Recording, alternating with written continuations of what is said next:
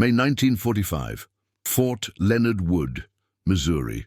A convoy of trucks rolled through the gates, carrying the most unusual prisoners America had ever received, German boys aged 14 to 17, captured in the final collapse of the Third Reich. They had been told Americans were monsters. They expected torture chambers and execution walls.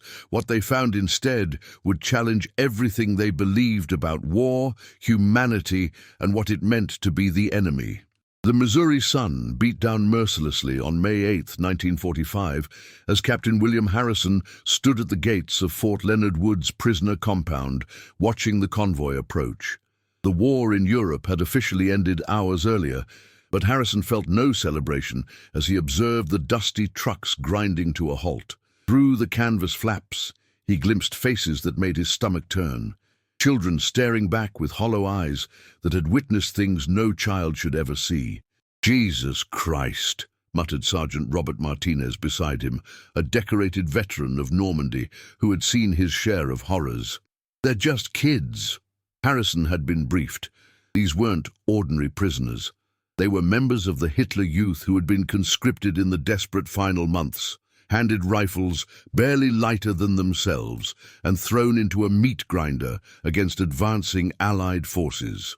Military intelligence estimated there were thousands like them scattered across occupied Germany, orphans of a collapsing regime, indoctrinated since childhood to believe Americans were subhuman monsters who would torture and execute prisoners. The first boy to emerge from the truck couldn't have been older than 15. His Wehrmacht uniform hung off his skeletal frame like a scarecrow's costume. His left arm was bandaged poorly, and infection had set in. Harrison could smell it from 10 feet away. The boy's eyes darted frantically, searching for the torture implements he'd been promised would await him. Behind him came 37 more. The youngest was 14, captured near Aachen carrying a Panzerfaust he could barely lift. The oldest was 17, a former tank gunner whose entire crew had been killed when an American Sherman punched through their Panzer's armor outside Cologne. Not one weighed more than 110 pounds. All bore the vacant stare of profound trauma. Camp Commander Colonel James Mitchell had assembled his staff that morning with unusual gravity. A career officer who had served in the Philippines and North Africa, Mitchell was known for running Fort Leonard Wood's POW operations by the book. The Geneva Conventions were gospel, not suggestion, but intelligence had warned him this situation required something unprecedented. "Gentlemen," Mitchell had said, spreading reconnaissance photos across his desk, "standard POW protocols won't work here. These boys have been fed 12 years of propaganda telling them we're devils. They've watched their cities burned, their families killed. They expect us to finish what the war started." He paused, letting that sink in. "Our mission is to prove them wrong, completely, undeniably wrong." The plan Mitchell outlined shocked even his veteran officers. No barbed wire compounds, no guard towers with searchlights, no interrogations or intimidation. Instead, Fort Leonard Wood would become something the U.S. military had never attempted, a rehabilitation center disguised as a POW camp, designed to deprogram child soldiers through radical humanity. "The Pentagon thinks we're crazy," Mitchell admitted. "State Department is nervous, but we have authorization from the highest levels." He didn't mention that authorization had come after a personal letter from Eleanor Roosevelt, who had been horrified by initial reports of captured German children. "These boys were victims before they became soldiers. We're going to treat them accordingly." As the prisoners were processed, the extent of their condition became clear. Medical Officer Captain Sarah Chen documented injuries that told stories of desperation.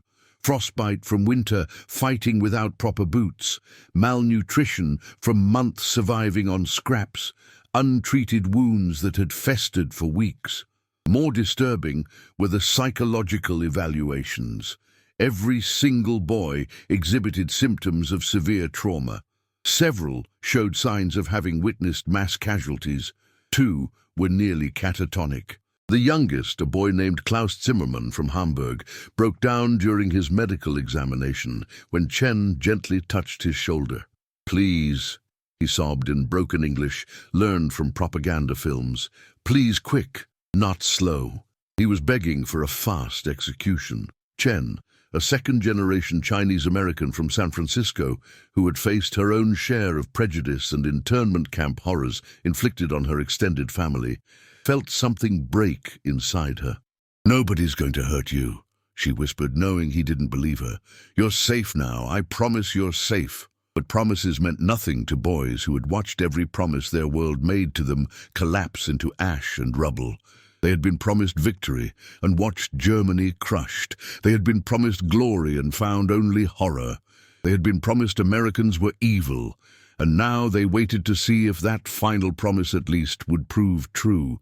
The processing took 6 hours. Each boy was photographed, fingerprinted, and assigned a prisoner number. They were issued clean uniforms, not prison stripes, but simple grey fatigues, deliberately chosen to look nothing like German military wear.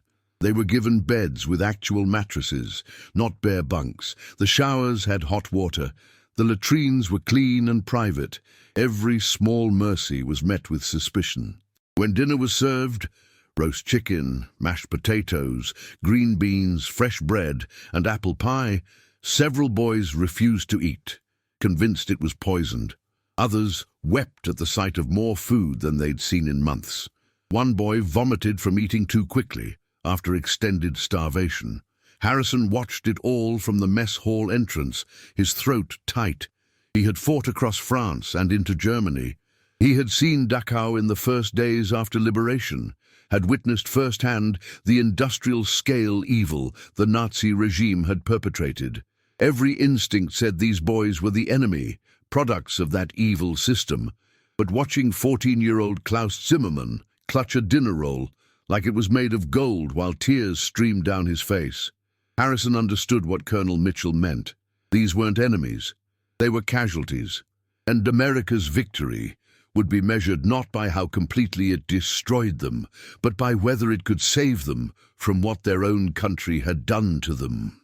As darkness fell on their first night in American custody, 38 German boys lay awake in barracks that were warmer, cleaner, and safer than anywhere they'd slept in years.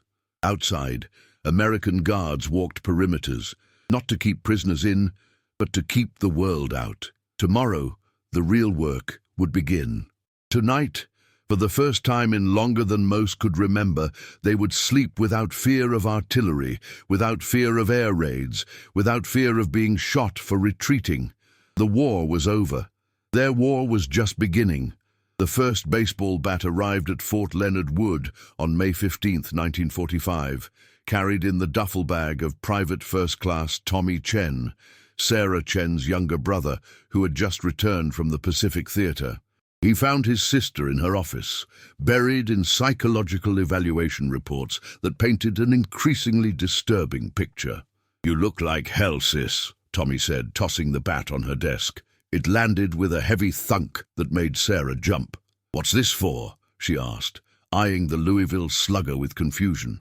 "Colonel Mitchell's project. He put out a call for sports equipment, games, anything aggressively American were his exact words. Figured I'd contribute." Tommy grinned. "Plus, I heard you're trying to teach Nazi kids about democracy. Figured baseball's about as American as it gets." The sports equipment was part of Mitchell's controversial Phase 2 plan. Simple provision of food and shelter hadn't broken through the boys' indoctrination. After a week, they remained suspicious, withdrawn, waiting for the other shoe to drop. Several still believed they were being fattened up for execution. 2 had attempted suicide, convinced torture was imminent. Traditional counseling had failed. These boys had been trained since age 6 to reject anything that contradicted Hitler Youth doctrine. Mitchell's solution was radical. Overwhelm their propaganda with undeniable reality, not through lectures or re-education classes, but through experiences so fundamentally opposed to their expectations that cognitive dissonance would force them to question everything they'd been taught. "We're going to teach them baseball," Mitchell announced at the morning staff meeting on May 16th, holding Tommy's bat like a weapon, not as exercise, as integration. American soldiers, German prisoners, same field, same game, same rules. The silence in the room was deafening. Finally, Major Robert Walsh, the compound's security chief, spoke up. "Sir, with all due respect, you want armed American GIs playing recreational sports with enemy prisoners. The men aren't going to like it." "The men are going to follow orders," Mitchell replied sharply, "and they're going to do it with smiles on their faces.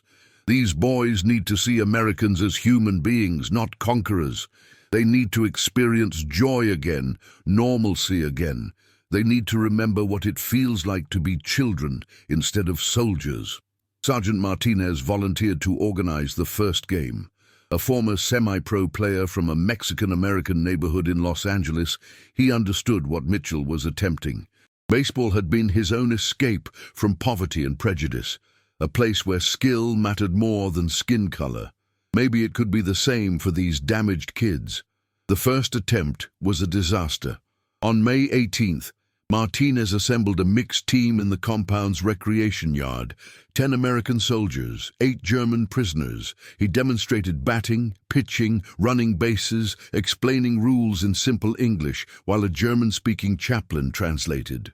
Klaus Zimmermann, the youngest, was placed at bat first. Martinez gently lobbed an underhand pitch. Klaus swung wildly, missed completely, and collapsed to his knees sobbing, convinced he would be punished for failure. It took 20 minutes to calm him down. "This isn't working," Walsh observed from the sidelines. "Give it time," Mitchell replied, though doubt crept into his voice. Time brought incremental change. Martinez simplified everything. No competitive scoring, no pressure. Just hitting a ball, running, catching. Make it fun. Make it pointless. Make it the opposite of military discipline and Nazi perfectionism. The breakthrough came through pudding. Captain Chen had been experimenting with comfort foods, trying to find something that might trigger positive emotional responses. On May 22nd, the mess hall served chocolate pudding, rich, sweet, absurdly indulgent. For boys who had survived on ersatz coffee and sawdust bread, it was a revelation. 16-year-old Hans Müller, a former Hitler Youth Squad leader captured near Berlin, stared at his pudding cup like it was a hallucination. He took one spoonful, then another. Then he began to cry, not from trauma, but from the simple, overwhelming joy of eating something delicious. "It's real," he whispered in German. "It's actually real." Within minutes, the entire mess hall was in tears. 38 traumatized boys experiencing their first unambiguous positive emotion in months, maybe years. No ulterior motive, no propaganda purpose, just pudding, just kindness. That evening, Hans approached Martinez on the baseball field. "Teach me," he said in halting English. "I want to try again." The second game happened May 25th. This time, Hans stepped up to bat with determination instead of fear. Martinez pitched. Hans swung and connected, a weak grounder that dribbled toward third base, but contact nonetheless. American soldiers cheered. Hans ran to first base, stumbling, laughing, alive in a way he hadn't been since childhood. "Safe!" Martinez called, and Hans's teammates, American and German both, mobbed him with congratulations. Colonel Mitchell watched from his office window, allowing himself a rare smile. It was working. Slowly, painfully, but working. These boys were remembering how to be human. But not everyone was convinced. Intelligence officers from Washington arrived May 28th, skeptical of Mitchell's coddling approach. "These are enemy combatants," argued Major Phillips from Army Intelligence. "They should be in secured compounds awaiting war crimes tribunals, not playing games." "They're children," Mitchell replied coldly. "Victims of the regime we just defeated. Prosecuting them accomplishes nothing except creating more hatred for the next war. The public won't understand. The media will crucify you. Americans who lost sons to German bullets will demand justice.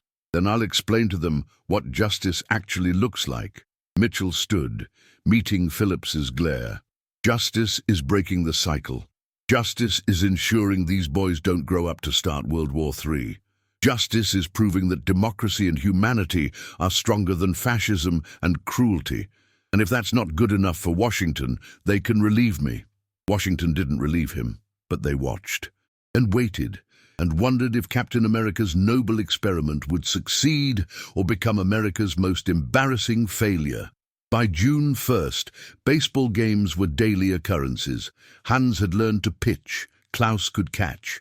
They were terrible objectively, but they were playing, laughing, fighting over rules in mixed German-English arguments that ended in laughter rather than violence. American soldiers traded cigarettes for German stories, shared photos of families back home, discovered common ground in comic books and music. The walls weren't coming down overnight. Trust built slowly, but pudding cups and baseball bats were proving more effective than 12 years of Nazi propaganda. One game at a time, one small kindness at a time, Fort Leonard Wood was winning a war more important than any battle, the war for these boys' souls. The reports reaching Berlin's temporary Soviet-controlled administrative offices in June 1945 made no sense. Former Wehrmacht intelligence officers, now working reluctantly under Soviet supervision, stared at debriefing transcripts from German prisoners being repatriated from American custody with complete bewilderment.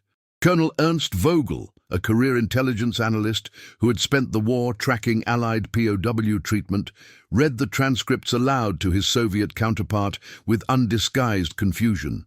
Subject reports: Americans provided recreational activities, including baseball instruction. Subject claims food exceeded Wehrmacht officer rations. Subject states medical treatment included psychological counseling. He looked up. This is impossible. They must be broken, brainwashed. Or telling truth, replied Soviet Major Dmitry Petrov, who had his own experiences with American cooperation during the Elbe River meeting. Americans have strange ideas about warfare. They think kindness is strategy. The confusion wasn't limited to Soviet-occupied Germany. In American-occupied zones, German civilians receiving letters from former Hitler Youth members imprisoned at Fort Leonard Wood couldn't reconcile the descriptions with everything they'd been told about American brutality. Greta Zimmermann, Klaus's mother, who had survived Hamburg's firebombing, received her first letter from her son on June 8th. She read it 3 times before believing it was genuine. "Mama, I am safe. The Americans give us food, so much food. They teach us baseball. A game with bats and balls. It is wonderful. I am learning English. The doctor is Chinese-American, very kind. Mama, everything we were told was lies, all of it." The ideological crisis rippled through captured German military and Hitler Youth members across the occupation zones. Those held by American forces reported treatment that directly contradicted Nazi doctrine about American savagery. Those held by other Allied powers faced harsher conditions, not brutal, but standard military detention without the rehabilitation programs Mitchell had pioneered. The disparity created a new phenomenon: German prisoners actively requesting transfer to American custody. By mid-June, Allied command was dealing with complaints from French and British POW camps about prisoners refusing repatriation unless guaranteed American processing. "This is becoming a diplomatic incident," complained British liaison Colonel James Whitmore during a heated meeting at Supreme Headquarters Allied Expeditionary Force. "Our camps are perfectly adequate according to Geneva Conventions, but your summer camp approach is making us look like barbarians." American General Maxwell Taylor defended Mitchell's program with data. Fort Leonard Wood prisoners show 67% reduction in suicide attempts, 89% improvement in psychological evaluations, and 0 incidents of violent resistance.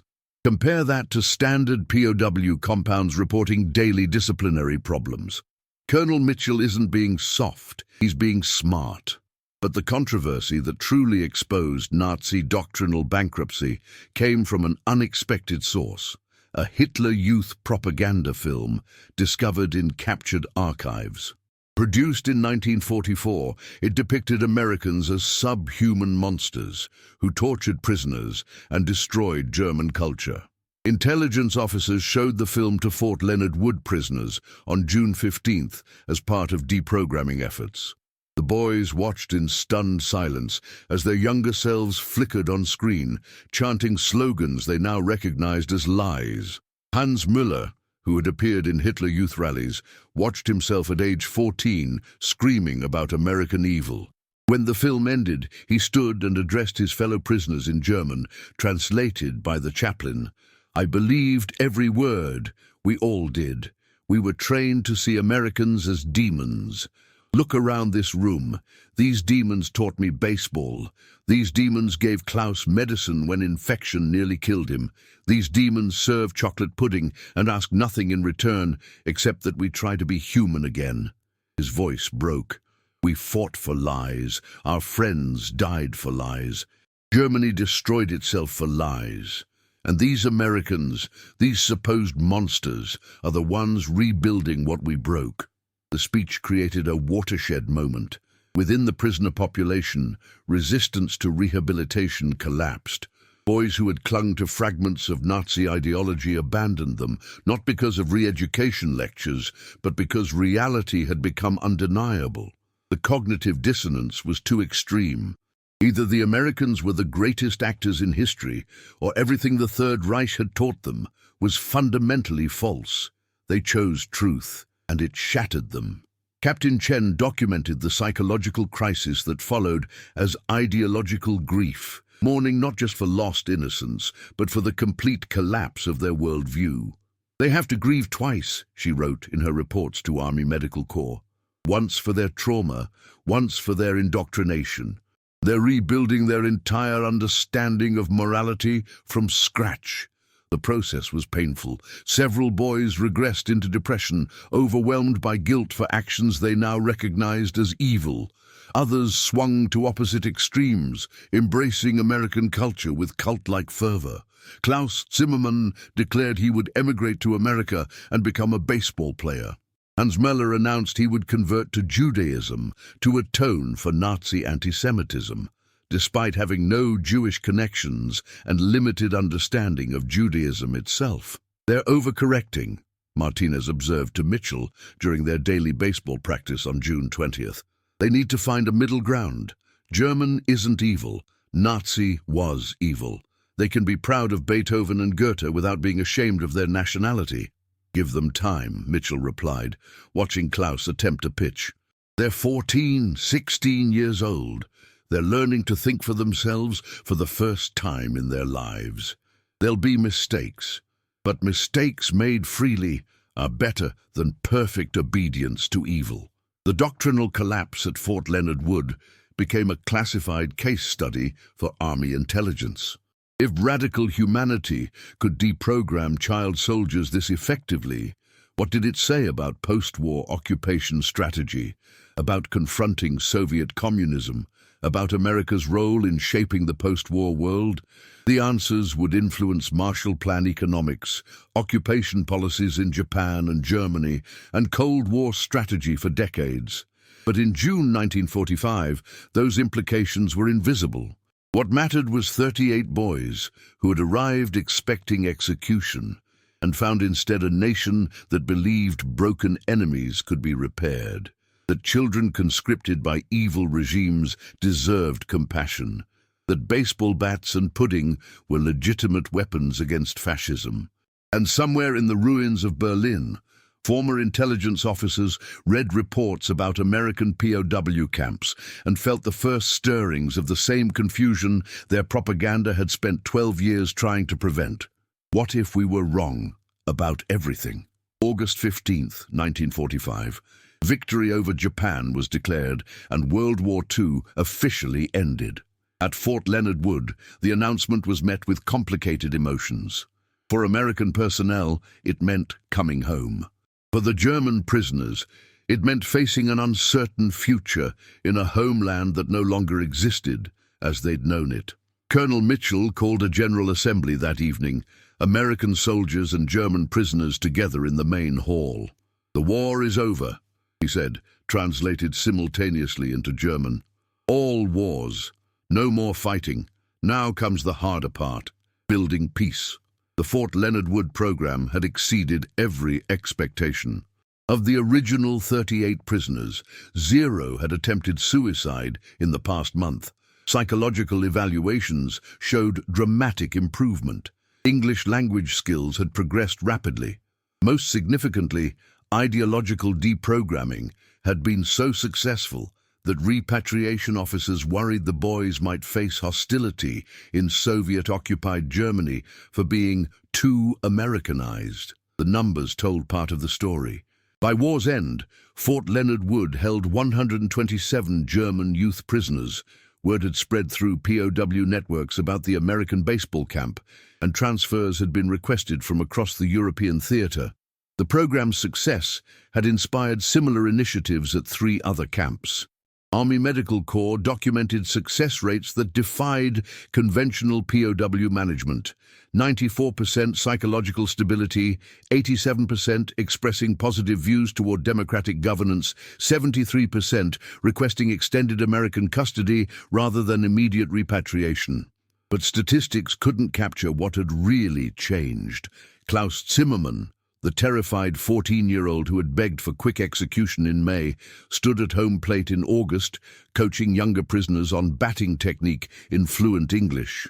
"Keep your eye on ball," he instructed, his accent thick, but his confidence genuine. "Martinez teach me, baseball is not about perfect, is about trying." Hans Müller had become an informal leader among the prisoners, organizing evening discussion groups where boys debated politics, philosophy, and Germany's future. With Mitchell's permission and supervision, they studied the American Constitution, the Federalist Papers, and the Declaration of Independence, not as propaganda, but as intellectual exercises in alternative governance models. "We were taught democracy is weak," Hans explained during one session observed by visiting Pentagon officials. "We learned strength is absolute obedience to absolute leader. But America defeated us. So either Americans are not weak, or we misunderstood what strength means." He paused, choosing words carefully.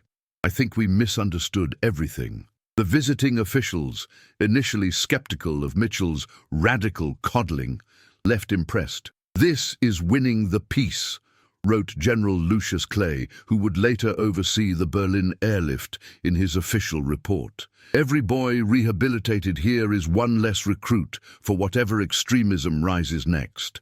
This is how we prevent World War III. But success created new dilemmas. As occupation zones hardened and Cold War tensions emerged, repatriation became politically complex. The Soviet Union demanded return of all German prisoners, viewing American rehabilitation programs as capitalist propaganda. Several Fort Leonard Wood prisoners from Soviet-occupied territories begged not to be sent back, fearing persecution as American sympathizers. Mitchell fought a quiet, bureaucratic battle to delay repatriations while negotiating safe placements. In some cases, he succeeded. Klaus Zimmermann's mother had fled to the American sector of Berlin, allowing reunion in U.S.-controlled territory. In others, he failed. 3 boys were repatriated to Soviet zones despite protests, their fates unknown after they crossed into Soviet custody. The victories and losses weighed on Mitchell as the camp prepared for closure in October 1945. The program would be remembered as an unprecedented success, but he saw the individual faces behind the statistics. The boys who flourished and the boys whose trauma ran too deep for even pudding and baseball to heal. On October 30th, the last prisoners departed Fort Leonard Wood. A closing ceremony was held, deliberately informal, like a school graduation rather than military discharge. American soldiers and German former prisoners exchanged addresses, promising to write. Several Americans had begun adoption proceedings to bring prisoners without families to the United States. Martinez gave his Louisville Slugger to Klaus, inscribed, "To the future all-star of whatever team you join next." Klaus accepted it with tears streaming down his face. "You saved my life," he said to Martinez in broken English. "I come here wanting death.